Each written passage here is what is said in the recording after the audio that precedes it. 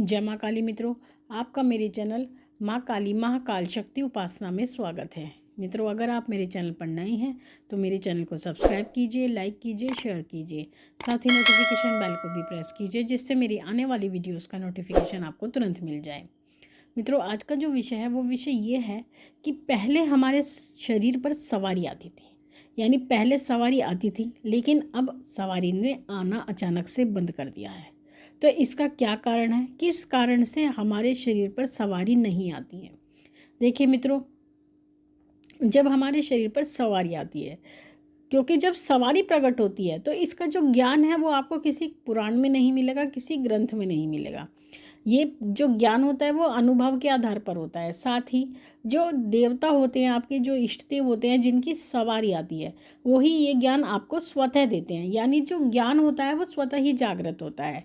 कोई भी ज्ञान आपको पुस्तक से प्राप्त नहीं होता है, क्योंकि आप एक सामान्य व्यक्ति होते हैं और सामान्य व्यक्तियों को अचानक से सवारी आना प्रारंभ हो जाती है, जो कि कई कारणों से आती है, जो मैंने अपनी पिछली वीडियो में आपको बताए हैं। सबसे बड़ी बात, जब सवारी आती है तो उस समय पर आपका कोई गुरु नहीं होता, कोई आपका मार्गदर्शक नहीं होता जो आपका मार्गदर्शन करे।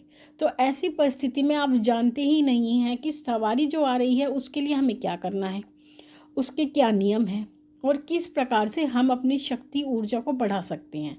तो ऐसी परिस्थिति में सवारी जब आती है तो हमें ज्ञान नहीं होता, और इसी कारण से ज्ञान के अभाव में हमारी सवारी आना बंद हो जाती है।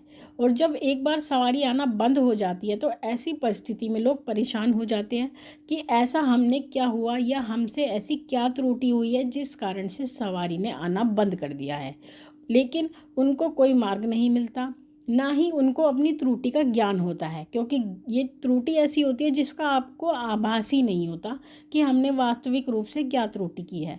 तो ऐसी कुछ जानकारी आप सभी के लिए, अगर आप उसका नियमों का पालन करते हैं तो आपकी सवारी रेगुलर आएगी, सवारी आपकी कभी बंधेगी नहीं, और सवारी आपकी शुद्ध होती जाएगी। क्योंकि ये एक बीज रूप होता है जो आपके शरीर में देवता आपको भेजते हैं। उसके बाद में बीज को पानी डाल के वृक्ष बनाया जाता है। तो जो पानी आपको डालना होता है वो साधना रूपी पानी अगर आप उस बीज में डालते हैं तो आपकी जो साधना से जो बीज को रोपा जाता है वही एक बहुत बड़ा वृक्ष बन जाता है, जिसको ऊर्जा कहा जाता है, जिसको शक्ति कहा जाता है, यानी प्रचंड शक्ति जिसको कहा जाता है। और वही प्रचंड शक्ति फिर आगे चलकर जन कल्याण का कार्य करती है। लेकिन जब आप अपने बीज को ही साधना के द्वारा नहीं सींच सकते तो आप कैसे कह सकते हैं कि वृक्ष आपको फल देगा और अन्य व्यक्तियों का भी पेट भरेगा? तो आपको ये जानना है कि आपको क्या करना है। कुछ लोग कहते हैं कि अब हमारे ऊपर सवारी आना प्रारंभ हो चुकी है, अब हम जन कल्याण करना चाहते हैं। लेकिन मैं सबसे पहले एक शब्द कहती हूँ, सभी व्यक्ति उसने कहती हूँ, कोई भी भक्त हो जो भक्ताई की लाइन में है और भक्ति करता है, पूजा साधना करता है, या जिनके पास शक्ति ऊर्जा है, देवता है, तो मैं ये एक बात कहती हूँ, हो सकता है मेरी बात किसी को बुरी लगे, फिर भी मैं कहूँगी ज़रूर कि जन कल्याण करने से पहले सबसे पहले आपको अपना कल्याण करना होगा। अगर आप स्वयं का ही कल्याण नहीं कर सकते तो ये बात हमेशा याद रखना कि आप किसी अन्य व्यक्ति का भी कल्याण नहीं कर पाएंगे। तो सबसे पहले अपना कल्याण कीजिए, अपना उद्धार कीजिए, फिर उसके बाद ही माँ भगवती से मांगिए कि अब हम जन कल्याण करें। जब तक आप अपने स्वयं के लिए सामर्थ्य नहीं हैं तो अगले व्यक्ति के लिए कैसे सामर्थ्य हो सकते हैं? तो ये बात ध्यान रखिए, इस बात को हमेशा पल्ले गांठ बांध के रखें कि माँ से पहले ये कहें कि माँ, अगर आप आई हैं तो सबसे पहले आप हमारा कल्याण करें, उसके बाद में आप हमें इस लायक करें कि हम जन कल्याण कर सकें। ये बात वचन अगर आप माँ से मांगते हैं तो माँ भगवती आपके वचन को अवश्य पूरा करेगी। सबसे पहले वो आपको स्वयं के लिए सामर्थ्य प्रदान करेगी, तब अन्य जन के लिए सामर्थ्य प्रदान करेगी। अब हम बात करते हैं ऐसे क्या कारण होते हैं जिस कारण से जो आपकी सवारी होती है वो सवारी आना बंद हो जाती है। देखिए मित्रों, सवारी आने से पहले हम एक सामान्य व्यक्ति होते हैं, लेकिन सवारी आने के बाद हमारी जो जीवन होता है वो पूर्ण परिवर्तन हो जाता है, यानी परिवर्तित हो जाता है एक सामान्य से विशेष व्यक्ति के रूप में। तो ऐसी परिस्थिति में हमें नियमों का पालन करना होता है। सबसे पहले तो जिनको सवारी आती है उनको ये ध्यान रखना होता है कि उनको मांस का सेवन नहीं करना चाहिए, क्योंकि देवता जो भी आते हैं शुद्ध रूप में आते हैं। आप एक गृहस्थ व्यक्ति हो, सामान्य व्यक्ति हो, आप ना तो अघोरी हो, ना ही कोई तांत्रिक हो, ना ओघड़ हो, कुछ नहीं हो। आप एक सामान्य व्यक्ति हो, तो आपको शुद्ध होना पड़ता है, सात्विक होना पड़ता है। तो उसके लिए सबसे पहले आपको मांस छोड़ना चाहिए। आप किसी भी प्रकार के मांस का सेवन ना करें।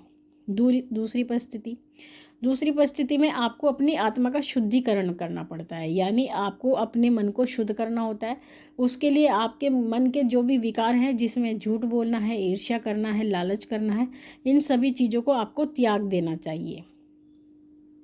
सबसे बड़ी चीज़, आपके मन में कोई लालच नहीं होना चाहिए, किसी भी प्रकार का लोभ नहीं होना चाहिए, क्योंकि देवता सबसे पहले यही देखते हैं।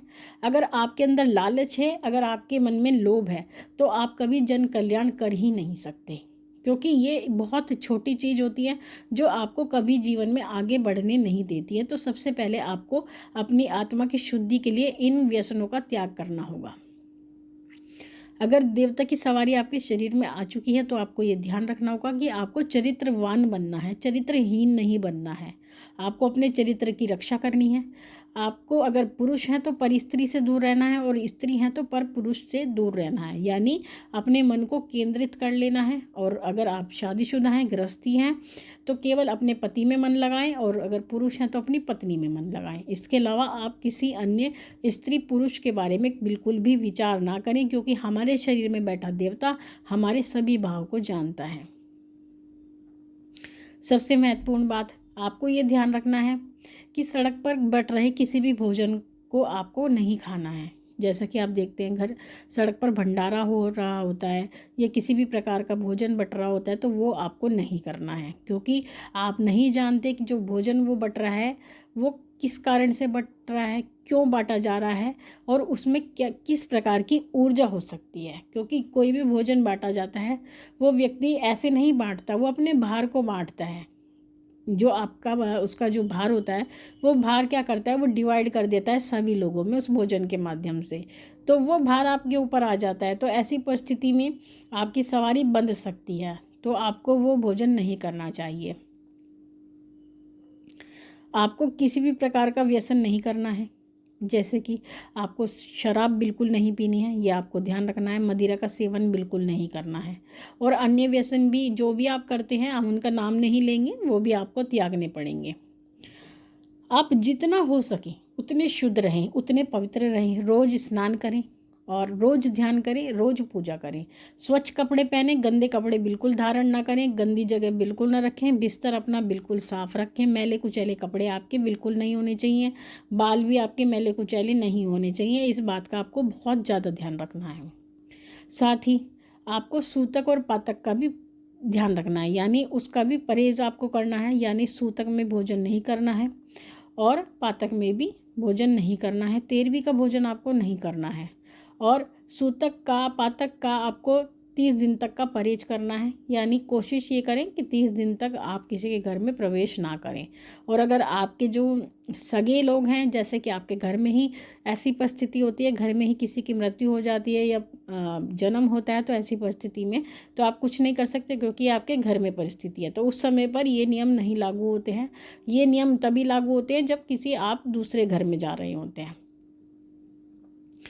उसके बाद सबसे बड़ा कारण जो होता है, जो व्यक्ति इन सभी नियमों का पालन नहीं करते, यानी जो नियम मैं आपको बता रही हूँ, अगर आप उनका पालन नहीं करते हैं, तब आपकी सवारी आना बंद हो जाती है। साथ ही आपको ये भी ध्यान रखना है कि आपको अपने माता पिता का अपमान बिल्कुल नहीं करना है, क्योंकि जो देवता आपके शरीर में आते हैं, सबसे पहले वो आपसे यही आशा करते हैं कि आप अपने घर में जो भी व्यक्ति हैं उन सभी का सम्मान करें। एक सम्मान की भावना आपके अंदर होनी चाहिए, क्योंकि अगर उन्होंने आपको चुना है तो आपको उनकी कसौटी पर खरा उतरना है, ये भी आपको ध्यान रखना है। तो अगर आप इन सभी चीज़ों का पालन करते हैं, तो आपकी सवारी आपके शरीर को कभी छोड़कर जा ही नहीं सकती। साथ ही अपनी सवारी की ऊर्जा को बढ़ाने के लिए आपको निरंतर पूजा पाठ साधना करते रहना है। अगर आप ज़्यादा कुछ नहीं जानते हैं तो सामान्य पूजा करें, लेकिन पूजा करें। आप जो भी पूजा करते आ रहे हैं, सवारी आने से पहले जो पूजा कर रहे थे, आप वही पूजा करते जाएं। बिल्कुल भी विचलित ना हो कि अब सवारी हो गई है तो अब हमें क्या करना है, हमें साधना करनी है, ये करनी है। कुछ नहीं करना है। अगर आपको गुरु नहीं मिला है तो ऐसी परिस्थिति में आप अपनी सामान्य पूजा करते रहें, और सामान्य पूजा के माध्यम से ही आप अपनी ऊर्जा को बढ़ा सकते हैं। क्योंकि जब देवता आपके शरीर में प्रवेश कर जाते हैं तो जो आपकी पूजा होती है उस पूजा का आपको कई गुना फल मिलता है, जो सामान्य व्यक्तियों को नहीं मिलता है। और वो सामान्य सी पूजा ही आपकी शक्ति में इतनी वृद्धि कर देती है जिसका आप अंदाज़ा नहीं लगा सकते। तो मित्रों, ये छोटी सी जानकारी मैंने आपको दी है। आशा करती हूँ आपको ये जानकारी अच्छी लगी होगी। आप इन नियमों का पालन करेंगे और मेरी कई गई बातों पर ध्यान देंगे। माँ भगवती से यही प्रार्थना करती हूँ कि वो आपके भंडारे भरती रहे, आपकी सभी मनोकामनाओं को पूर्ण करती रहे। आपसे फिर मिलती हूँ अपनी अगली वीडियो में। तब तक के लिए जय महाकाली, जय महाकाल।